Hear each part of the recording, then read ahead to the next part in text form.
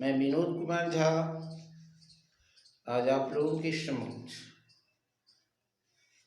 हिंदी व्याकरण के वर्ग अष्टम का विषय वस्तु कारक पढ़ाने जा रहा हूँ।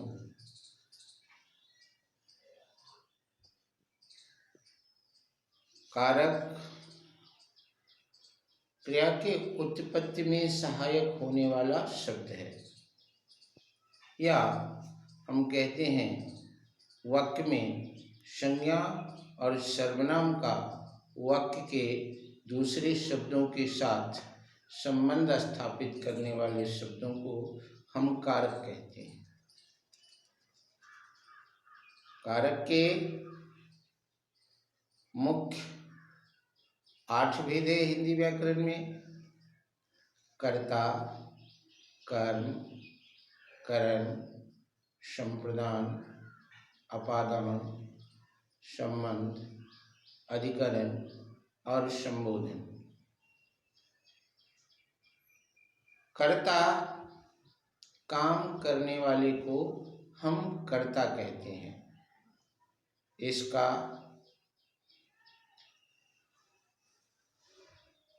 चिन्ह ने है।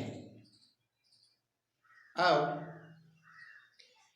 इस चिन्हों का जब हम मूल्यांकन करते हैं कि यह ने चिन्ह आने पर ही हम कर्ता को पहचानेंगे, तो हम देखते हैं कि अक्सर इन चिन्हों का लोप होता है।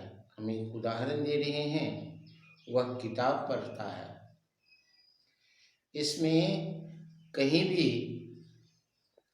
ने चिन्ह का प्रयोग नहीं किया गया है, लेकिन कर्ता काम करने वाला होता है, इसीलिए वह कर्ता होगा। कर्ता के ने चिन्ह का प्रयोग सिर्फ भूतकालिक क्रिया के लिए किया जाता है। जैसे हम कहेंगे उसने किताब पढ़ा, तो जब हम भूतकाल के क्रिया का प्रयोग करते हैं तो कर्ता के ने चिन्ह का प्रयोग करते हैं, नहीं तो हमेशा इसका लोप दिखाया जाता है। कर्म का जिस पर क्रिया का फल पड़ता है, जिस पर कार्य का फल पड़ता है, उसे हम कर्म कहते हैं।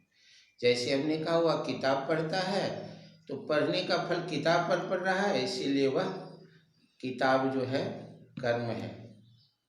करण जिसके द्वारा क्रिया की जाती है, क्रिया करने में जो साधन का काम करे, उसे हम करण कहते हैं। जैसे वह कलम से लिखता है, तो कलम जो है वह करण है, क्योंकि क्रिया के संपादन में साधन का काम वह कर रहा है। संप्रदान जिसके लिए क्रिया की जाए उसे संप्रदान कहते हैं। जैसे पिता पुत्र के लिए वस्त्र लाता है, तो जिसके लिए यहाँ पुत्र जो है वह संप्रदान कारक है, क्योंकि उसके लिए क्रिया की जा रही है।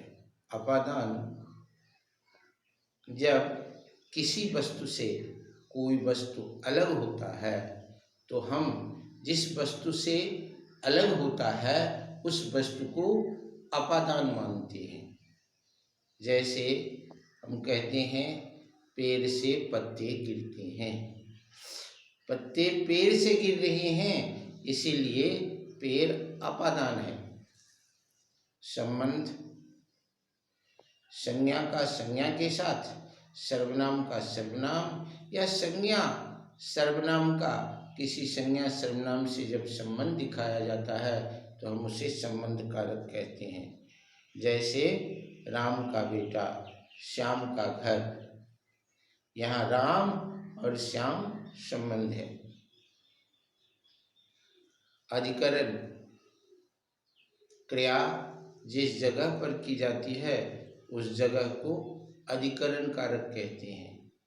जैसे वर्ग में पढ़ना, मैदान में खेलना, सड़क पर दौड़ना।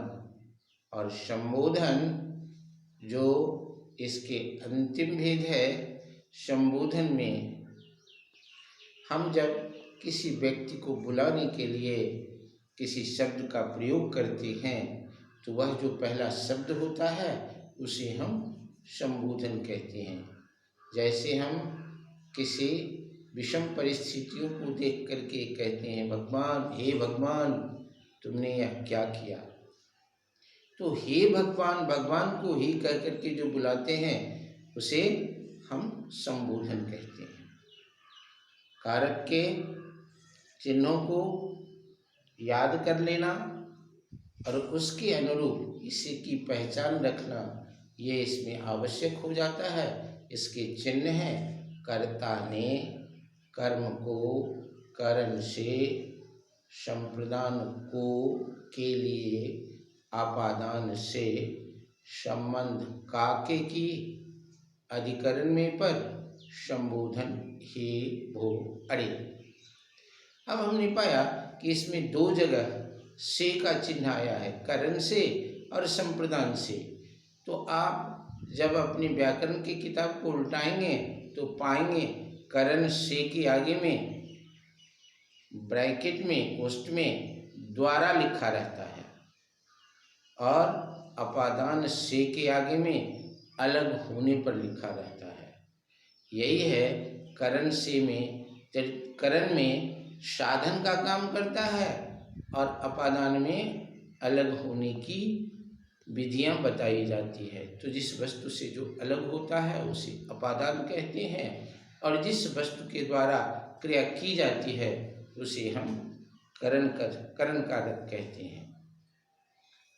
इस तरह आज आप लोगों के सामने कारक जो आपके पाठ्यक्रम में शामिल है, अपने पाठ्यक्रम को आगे बढ़ाने के लिए आप इन वीडियो का सहारा लें और सिलसिलेवार ढंग से अपने पाठ्यक्रम को जारी रखें। देश में परिस्थितियां विषम चल रही है, इन विषम परिस्थितियों में यह शिक्षा जो है अनिवार्य कार्य है। इसे न रुक जाए, इसके लिए हमारे विद्यालय परिवार महात्मा गांधी शिक्षण संस्थान दरभंगा की ओर से इस तरह की व्यवस्था की गई है। इसका लाभ आप लोग उठाएंगे, यही आपसे आशा है। अपने आप को सुरक्षित रखते हुए अपने परिवार का ख्याल रखें। धन्यवाद।